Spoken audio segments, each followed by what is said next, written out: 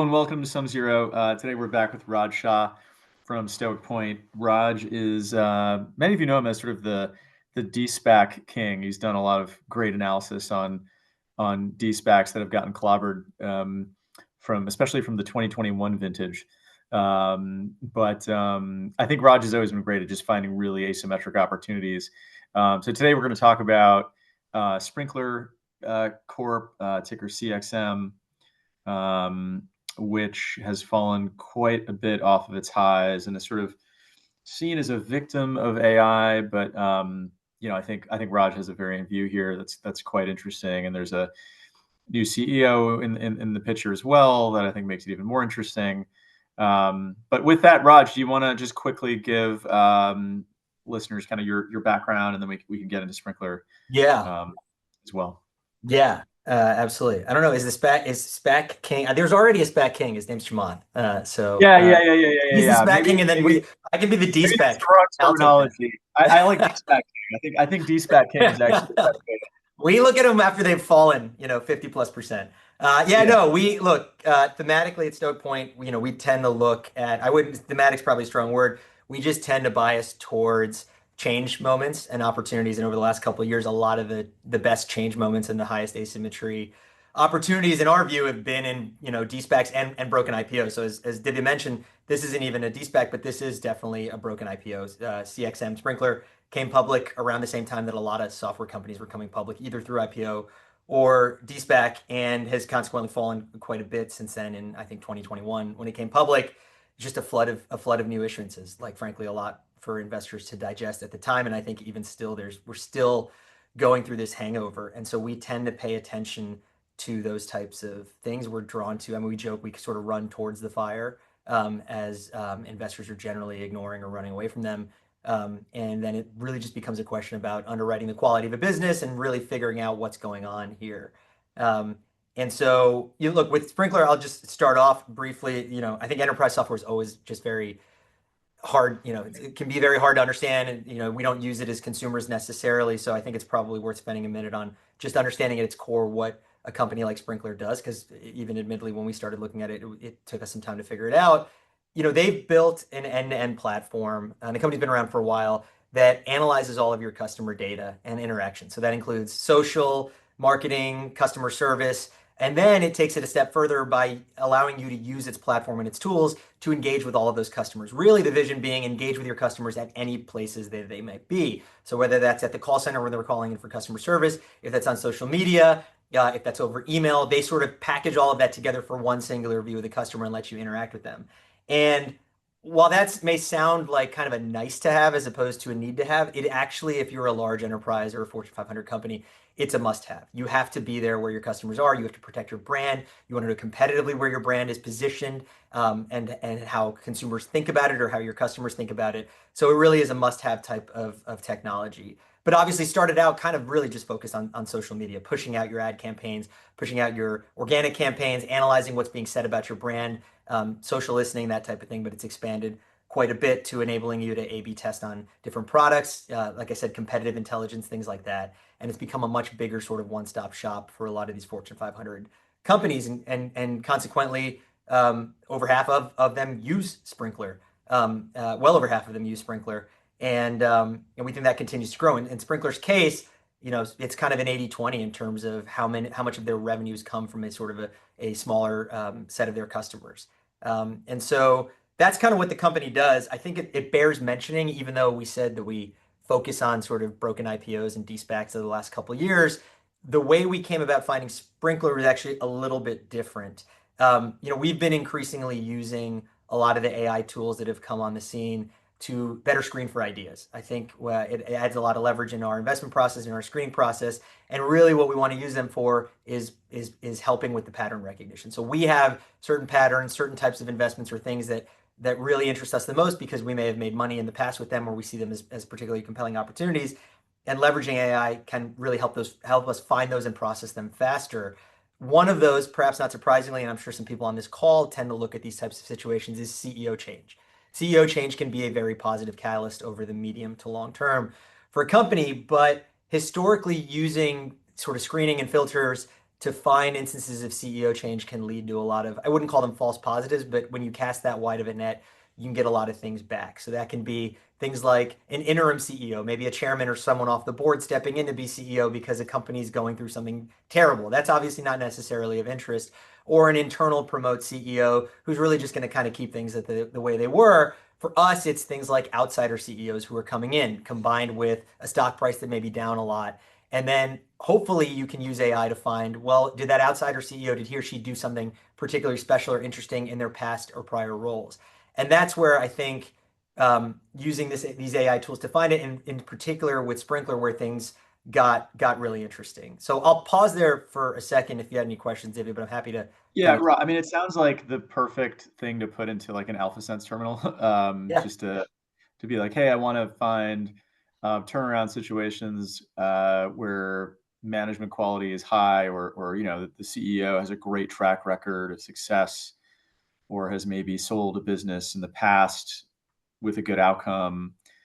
Where you're not really limiting the results in too fine a manner, but you're kind of leaving room for interpretation. And yes, maybe that's where some of the, I think some of the language processing that they incorporate can be useful. yeah. And maybe pop a name like this onto your radar. So I think it's great that you were able to use that kind of a tool for something like this. Yeah, it helps us sort of whittle down to like, okay, this is actually something worth spending time on. And then it Yeah. really just becomes a question of figuring out, okay, well, why is the stock down? Why did the company even need to change CEOs in the first place?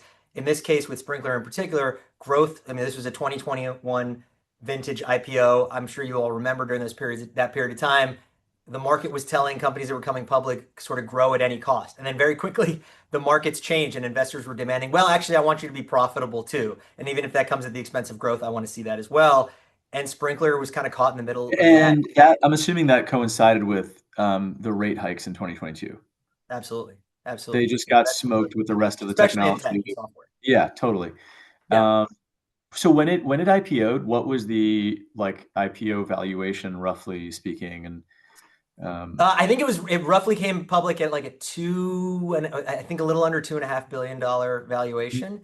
And the interesting about this story was because 2021 was sort of the world was coming out of COVID. The company had about a year before its IPO, it wanted to come public. And instead of coming public sort of during that time or doing perhaps a SPAC transaction, Helman and Friedman, the private equity group, came to them and said, look, we'll give you another 6 months, a year of financing lifeline. Just let us invest and buy stake in the business. So Helman and Friedman came in, bought a stake in the business. They actually ended up buying into the IPO as well, and then buying even subsequent to the company coming public. is And that so is they that something Hellman and Friedman? I always associate Hellman and Friedman with just kind of pure private equity. I didn't realize they were in the business of buying public shares. Was that something that they do kind of on a more one-off basis? And then I guess why were they doing that?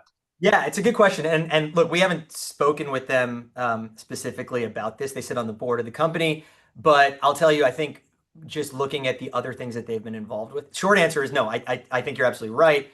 Generally, a private equity group like that just tends to do actual straight LBOs.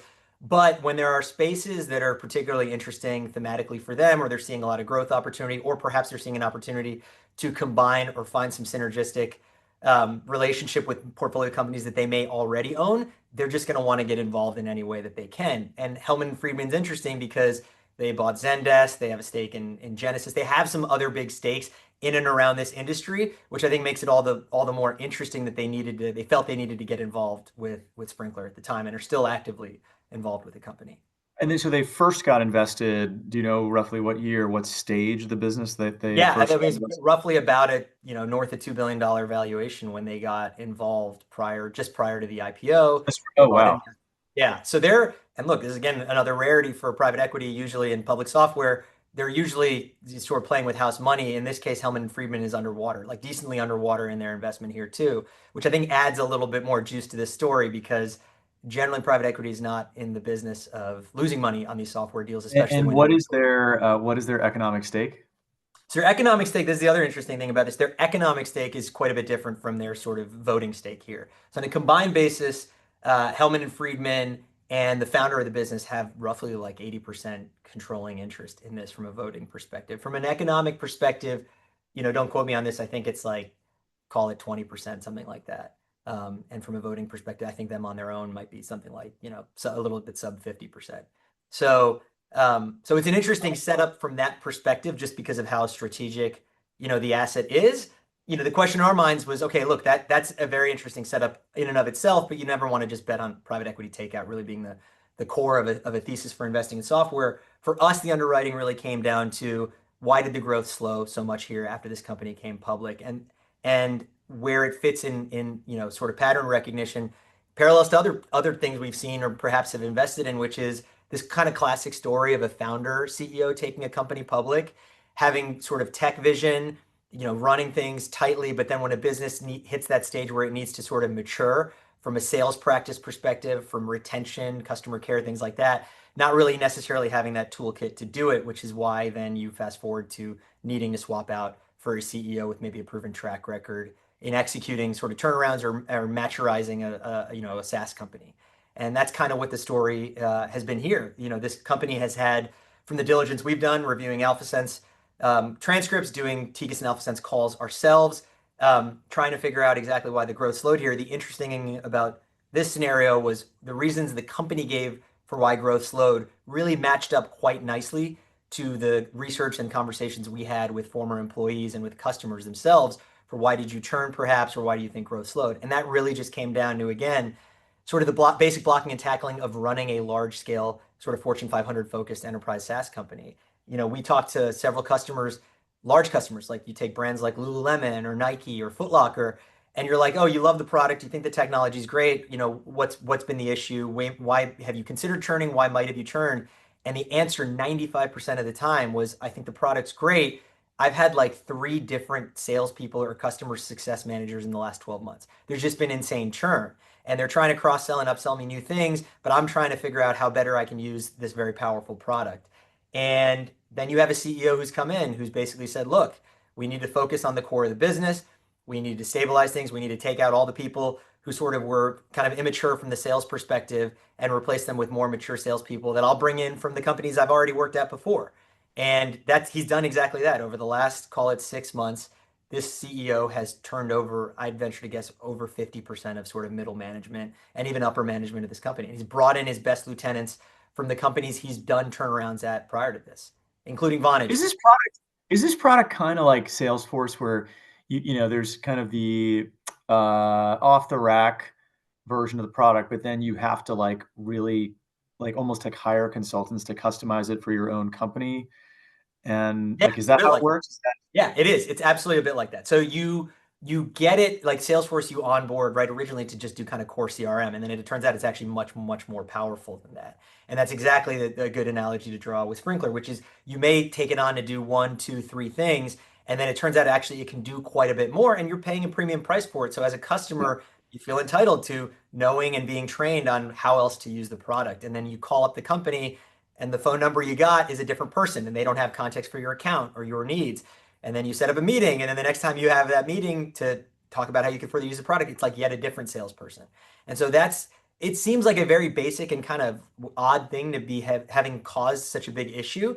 But in reviewing transcripts and talking to customers, it consistently came back as the #1 issue. Well, it sounds like the kind of thing that you would not expect at like a $2 billion market cap company. You'd expect that maybe at like a startup or something, but because usually the big companies tend to be better at sales than they are at product. Maybe that's not always the case, but no, and this is absolutely the opposite case, which is they have a great product, and the founder, deserves all the credit. He's been a visionary. This guy's been talking about AI since way before it was cool. I mean, there's literally on record talking about AI and infusing AI into their products back in 2018, 2019, and actually doing it. Using AI in their products and core well before you had the launch of ChatGPT in 2023. What are sales now, and have they stabilized, or is the company growing again? Like, what's kind of so the sales have stabilized somewhat, but we're still like at sort of call it like minimal growth. And the interesting thing, if you pick apart the sales growth here, is that we're sort of call it low single digits, and we've come down from a company that was growing in the 20s, not all that long ago. The interesting thing about what is comprising the sales slowdown and what is the growth coming out of it that we hope for or we hope to see is sales have continuously been coming through the door. Gross new bookings, gross ads, gross revenue coming into the door has been very good. It's that net side, it's that retention side that really needed the work. And so the story here, which again is kind of different from other software companies, is really about just kind of stopping the leak in the bucket as opposed to getting more water in. Yeah. And arguably that's kind of an easier thing to do than going out and striking to get new business and competing in the marketplace. Their product sort of stands on its own and speaks for itself. It's really about keeping your existing customers happy. And the founder in this case, again, visionary, has kind of had this broad vision of what he's wanted to deliver as a solution to customers, really turned his focus about a year and a half ago to CCaaS, contact center as a service, and said, I really want to build a best-in-class solution for CCaaS. I want my salespeople selling nothing but that. And why is that problematic? That's problematic because Sprinklr's historically sold to the CMO group. It's historically sold to the marketing group at a Fortune 500 company. Contact center as a service is actually usually sold to the CIO group. So it's a completely different stakeholder. It's a completely different constituency where the company historically didn't, or the salespeople really didn't have a relationship in going to sell. And you've changed all their incentives and you've changed the focus of the company to try to go chase the new thing without worrying about the core product and retention there. And so this new CEO is really just kind of unwinding that. And so we would expect revenue growth to sort of go back and climb back steadily to double digits. And we were already seeing green shoots from that perspective in net revenue retention. In the customer conversations that we're having, some customers actually coming back and realizing, hey, there's been a culture change here and there's been more continuance here. So that's kind of how I'd unpack the revenue growth. And is it typically like a yearly contract? And what do they Yeah, charge? generally these are shorter term. The interesting thing about some of these new growth vectors that they're pursuing, or those can be multi-year contracts, but yes, historically these are kind of year or sub 1 year contracts. And so the cash flow dynamics are actually improving as they grow into some of these longer duration contracts. Like they charge up front, or is it more of a Yeah, monthly? they charge, Yeah. historically they've charged upfront. And so when you sign, but again, on a year contract, you may only charge like a quarter upfront. And so you're Yeah. only getting paid 4 times a year for every month, as opposed to, in most cases, if you're signing, say, a 2, 3, 4 year contract, you're getting paid your full 12 months upfront at the beginning of every anniversary. And when people are churning, like where are they going? Like what is the competition for this? Yeah, great. It's a great question. And it's also probably speaks to why we think some of these customers are actually coming back. There's not any one specific, like, sort of pure play competitor to everything that these guys offer. I think that's part of the strength, is having this suite, having this end-to-end solution. It also speaks to its defensibility against sort of what's happening in AI, or what a lot of people are worried about is happening in AI with software. But generally, they're going to point solutions. So you may go and hire Sprout Social to go do some of your social listening. But then you're going to go have to potentially get another solution for ad campaigns. You're going to have to get another solution for customer care when people are calling in your call center. And so in 99% of cases, when we look at what customers are doing, if they've left, is they're just getting different point solutions and sort of stitching them together, which, look, is difficult to do because they don't speak to each And other when you necessarily. add up all of these different use cases, is it cheaper to just use CXM than to use like multiple vendors for, you know, social media listening and marketing campaigns and something else? Yeah. In some cases, it could be cheaper if you're really going to sort of low end point solutions. Like, you could probably save a buck. I mean, this is a premium product at somewhat of a premium price. But from a ROI perspective, from like a complexity perspective over the medium and the long term, it probably gets more expensive because it's not as well integrated. You need to find different pieces in different places. So I look, just as an example, you're a Fortune 500 company, and say you have, I don't know, 10 different brands. Your beverage company, you have 10 different soft drinks. You have 10 different Yep. sparkling waters. You have a social media handle for each of those. And then there's permissioning for each of those, because you can't have the same person tweeting from each one, and you have controls around that. I mean, God forbid you hire an intern and in the summer they take over one of those social media accounts and tweet something objectionable out there. It's a disaster. So you have to have all of these sort of enterprise grade controls over all of these things. When you're dealing with multiple point solutions from different places, it makes it harder to do that. And what is the average revenue per customer? Bob, I mean, is this like a 6-figure or 7-figure kind of thing? What are we talking Yeah, about? so it is a six-figure thing, and of the, call it, they've got something in the like mid 1,000, I want to say like 1,500, 1,600 customers. Roughly 7%, so something like 150 customers or so, are north of $1 million in ARR. So Oh, very wow. big contracts with some very big customers. Were It's a they core. like a VC backed company originally, or what? Who do you know Yeah, I who? mean, I think they followed the traditional route. The founder of the business had already founded and sold a business prior to founding Yeah. CXM. He's like very much a technologist. So Battery Ventures was I think a big owner in this. Like Yeah. I said, you had Helman Friedman, and then venture, and this is again kind of the life cycle of like coming public, stock immediately going down is slowly part of this overhang. Is the venture guys have to get out eventually too, and so Mhm. that's sort of part of this story here. Yeah, that's super interesting. And so today, what is the valuation of the? I mean, do you look at it just on PE or what? How do you what metrics kind of do you look at here? Yeah, you can look at it on EBITDA because the company's generating EBITDA. They given quarter to quarter, they generate cash. They're sitting on a whole stock. I think about roughly a quarter of the market cap is in cash at this point, Wow. and they've been aggressive buyers of their stock, and they've been bought back at effectively I think generally altogether about a $10 level. So they've been aggressive buyers of their stock. I think as a percentage of the float, it's been like over 20% of the float they bought back for a company that hasn't been public all that long. Hmm. And so when we look at it, look, we think the stock could easily be a double. And really, in software, as you well know, a lot of valuation is tied to growth. And so I think a lot of this story is going to be hinging on what the growth trajectory looks like. The CEO, in very short order, really only with 2 3 quarters under his belt, has already driven EBITDA up something like 60%. The margins of EBITDA margins have come up something like 600 or 700 basis points.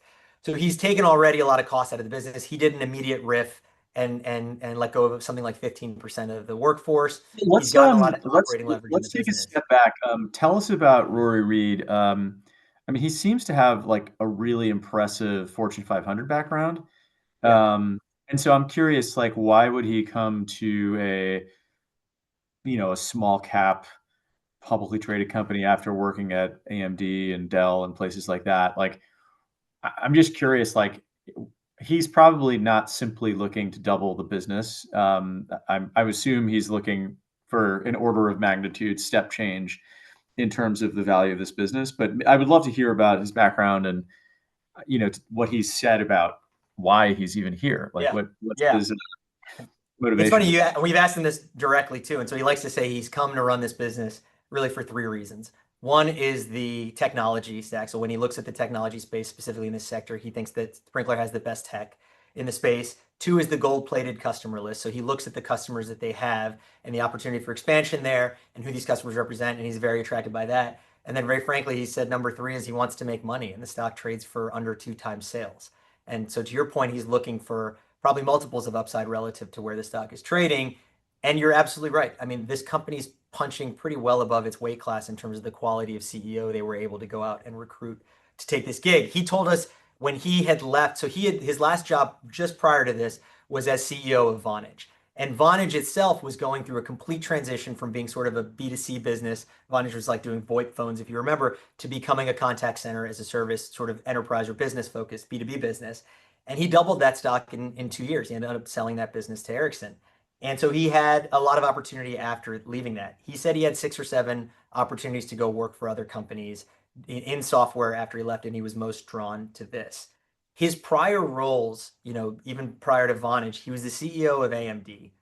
And he brought in Lisa Su. He did a bunch of change and turnaround, sort of positioned AMD for a lot of success Yeah, and brought yeah. in its next Hopefully, CEO. hopefully he kept some shares of AMD. Yeah, I don't think he's hurting financially too, which is the interesting thing as well for why, the motivation of like why to take a role Yeah, like this.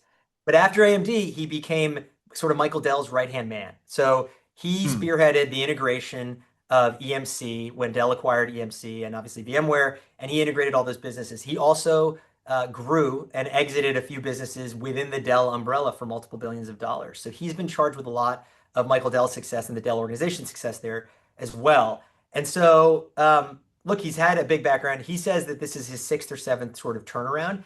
And the interesting thing about what he does at each successive turnaround, because we've seen it happen here at Sprinklr, is he turns over a ton of middle management. He turns over a ton of people, and he tends to bring over the most successful people from the prior businesses he's worked at. So already at Sprinklr, a couple quarters in, he's turned over a bunch of management. He's actually added people to the board as well who have been board members at IBM or at EMC or at Vonage, and he's brought in a bunch of salespeople and operational folks as well at the Yeah. organizational level. So he brings his best performers from the last couple of companies he's been at and driven a bunch of value at, and he brings them over here too. And they're clearly following sort of the leader and that playbook that he's had. And so, like when we met with him not that long ago too, we were asking, we're like, look, this looks like a lot of people to turn over. Like, how has it looked before? And he's like, oh, this is nothing. I've been at my prior companies, I've turned over 50, 60, 70% of the people to get the best performers I can possibly get into these businesses to, effectuate change. The other interesting thing about that turnover side, and actually bringing it back to AI, we trial at Stoic Point, we trial all kinds of AI products because we're really interested and hungry to see how we can get the most leverage. And 2 months ago, we started trialing an AI short service, like so something that troves a lot of different data to look for different alternative sources of edge and using AI to contextualize it. And Sprinklr actually came up flagged as a great short of their list of like 100 potential shorts. And it's actually very easy in hindsight to see Wait, what is why. this service called? This one's called Canary. And Oh, okay. it's a really interesting service. It's founded by a really interesting guy with a good background in short selling. I think he was a Tiger Cub, and so he looks for a lot of these markers. And what is one of the Oh, markers? wait, what's the guy's name? I think I know who. His first name's Joe. His last name is escaping me. Joe. Um, Yeah, but yeah, yeah, yeah, smart yeah, and yeah, yeah, great yeah. product. It vaguely rings a bell, but so it showed up as a short, and then were you able to figure out why it was flagged Yeah, as a short? absolutely. And you you sort of step back and you realize when you think about like where we are in AI, in financial services or in fundamental investing, it makes all the sense in the world. The turnover was massive, right? So what did you Yeah, can see when C-level, like there's an 8K, right? When a C-level executive departs a company, you can see that. There's not all that much. But LinkedIn data, which is part of what Canary plugs into, shows a sure. bunch of middle management leaving. So it Yeah, almost leaves like a bunch of rats fleeing the sinking ship, right? But actually, when you step back and contextualize it and you realize there's a guy here who's coming and he's getting rid of anybody who thought was sort of endemic to the problem, it actually becomes from being in our view, a good short to potentially a great long because this guy's effectuating a lot of change and he's following a playbook that he already did. yeah. I mean, it's like, yeah, it's like when Washington D.C. goes blue to red. I mean, everyone gets fired. That's kind of what Right. you expect. Exactly. So if there's a new CEO, like you would expect him to bring on a new head of sales, a new head of account management, like whatever, like maybe new Absolutely. division heads, like all those guys. Did he now? But the other question, did he change any of the engineering folks or product folks, or was that kind of left alone? So most of the changes he made were mostly to customer facing people because that Right. was our diligence showed, his own diligence showed internally that That that was a was problem. the Yeah. biggest problem was how we're treating our customers, how we're dealing with retention. I mean, he says he came in, I think in like October of last year, and his sales folks and his retention folks, I mean, the retention folks wasn't really even a group. We're talking about contracts that were coming up for renewal in December. And he's like, are you guys kidding me? We're talking about this in October. We should be talking about this 6 months before. We should be in front of these customers. We should be showing them how better they can use the product, what other products we can sell. We shouldn't be calling them at the 11th hour to do that. So most Yeah. of those changes early on were in that. That said, the company has had a lot of engineering and talent sourced in India. So most of their product development, engineering, and R&D teams are in India. He's made the, I think, somewhat contrarian move to actually now hiring more in North America and in Western Europe, where it's obviously more expensive to hire these folks. But the reason he's doing it is he says, look, our roadmap needs to be tied to more where our customers are.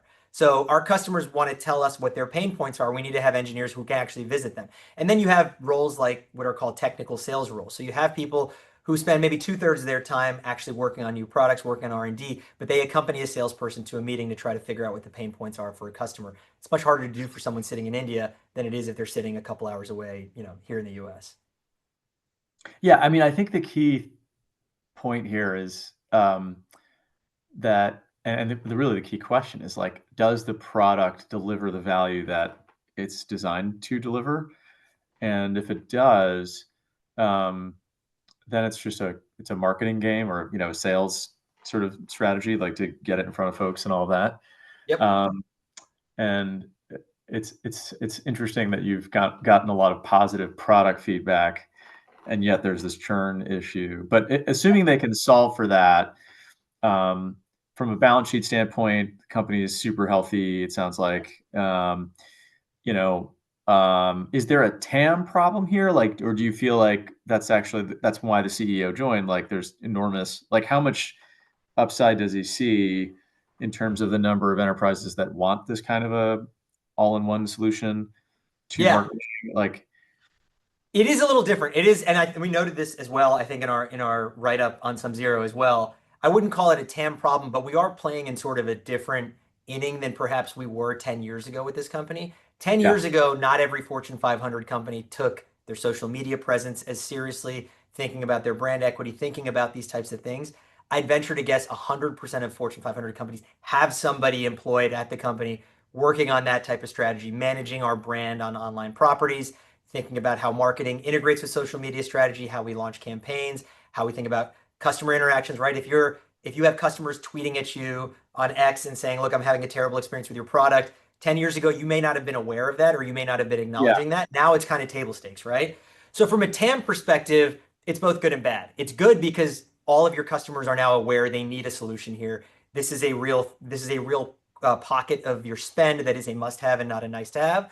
But on the flip side, it's not totally greenfield anymore. So growth for somebody like Sprinklr has to come at the expense of mostly point solutions really here. So when Sprinklr's knocking on doors now getting new business, it's really on the basis of here's why our product is better than the other products out there, as opposed to here's why you need this product because this is the way the world is now and you Do don't have they anything do, to do address it. they have like an SMB solution that's like not necessarily a six-figure kind of thing, but a They lower do, but commitment? the CEO is quite clear, and this is again a laser-focused guy. He's very clear that they're not interested in the SMB market anymore, that his Interesting. predecessor was, and that it was just not time nor dollar efficient for them to really try and sell what is a very fully featured, powerful product to an SMB. His point of view is, look, let the SMBs buy the point solutions. I want to go to our customers, and I want to get all of our customers to be Yeah. seven-figure customers on a recurring revenue basis by consuming all of our products. Was he And that's tapped kind by of was Helman Friedman did they tap him to be CEO or how was he pulled into this? I think they were heavily involved in the decision. I don't know if they in particular pulled him in or it was somebody else and they did the diligence and involved, but I Yeah. know that they were heavily involved in this too. And you have a good board here. And look, you still have a founder with quite a bit of stock and quite a bit of voting control too. So obviously he had a say in this. I Mhm. think in this case, the founder has sort of stepped back. My understanding of the situation, which makes all the sense in the world, is if you're Rory Read, you've already been very successful at much larger companies, you come into this situation with a company where Helman and Friedman and this founder own a lot of the stock and effectively control it, you're going to say, look, I don't want to be a yes man to anybody else. I need to be in control of my own destiny. I think part of the way he balanced that or mitigated that is he brought over a couple board members. He appointed to the board a couple people that have had familiarity with him from Vonage or from IBM and sort of balanced out the board dynamic to make it a little bit easier for him to make sure that he's retaining control. Any catalysts that you're kind of looking for here, or is it mostly Yeah, just look, at this point, I think the catalysts are really going to be revenue growth driven, and that's going to be borne out obviously in earnings. There, you could get here. So again, these are large accounts that these guys sign, and they do from time to time press release some of these too. So you may get a press release here or there that they've signed a very large account, perhaps a global account on new products like the CCAS product. But really, I think the catalysts here are going to be earnings driven. I would expect in sort of the back half of the year, we're going to see accelerating growth in the business. He's talked about the way they've guided the business to have effectively adequate conservatism in there. He doesn't feel like he needs to be a hero in talking about this, but this is somewhat of a show me story. I think this is why the stock trades down here, is because effectively the street is implying they don't think the revenue growth is going to get materially better from here. If that's proven wrong, if this company can return to double digit growth, the multiple here on a multiple basis alone, if you regress all of SaaS out there and say where are companies that are growing 10% plus trading, it's significantly higher multiples than here. And I think that's really going to be part of the show me. I think the other interesting dynamic here is the street. I mean, investors are generally kind of just, not giving him any credit for a track record that is otherwise pretty stellar. Part of that may be you have an overhang here with VCs selling, and you have a founder here who still owns a lot of stock. And perhaps people realize or don't realize that Helman and Friedman's probably on margin not a seller of this business here. They're probably more of a buyer here. And so I think those things have sort of mixed in to create this kind of show me type scenario that we're in with the stock. but And your they're point, the AI, I think the all of AI thing them. has been an overhang on all software. Yeah. So on the AI front, like you had made the point in your report that you actually don't think they're a casualty of AI, but they might actually benefit from AI. Can you just delve into that a little bit? Yeah, look, they already use a lot of AI in their products, and in the customer conversations that we've had, when we ask them, like, look, why do you think this is a better product? Some of the customers have been citing that they've had AI in here already. If you think about the way AI helps with a product that's powerful like this, there's a lot of capabilities, but customers are not like, especially in the marketing side, they're not coders, they're not necessarily engineering oriented. So to set up some of the screens is not the right word, but to set up some of the notifications, some of the campaigns that you might use Sprinklr to set up, AI can really be helpful in plain language, putting in what you need, what you're trying to achieve with a certain campaign, what data you're trying to extract. And using AI, this product can deliver you those answers much more quickly. It wasn't a week ago, or maybe it was 2 weeks ago, they had their big user conference. And in that user conference, they unveiled an AI chatbot that basically ties in all of the different products together and gives you answers in sort of a single chat window or a single pane of glass. Not only gives you answers, but allows you to actually push things out using it, so that AI, chatbot actually has agency and can do that. And so that's the pockets and areas in which I think AI can be really powerful, because again, if you go back to what are the alternatives out there for customers, it's piecing together different point solutions. And that's tough to unify under one AI umbrella to give your AI or your IT tech stack agency to go do things. It's dangerous, right? God forbid the AI tweet something or share something or push something out that you didn't, approve. But Sprinklr has all of those controls in place. And then I think the other thing on the AI side is, I mean, let's talk about the general AI, I think, overhang on all of software, which we could debate all day, and everybody on this call could debate all day, is justified or not, is what is the impact of AI going to have on both vertical and horizontal software?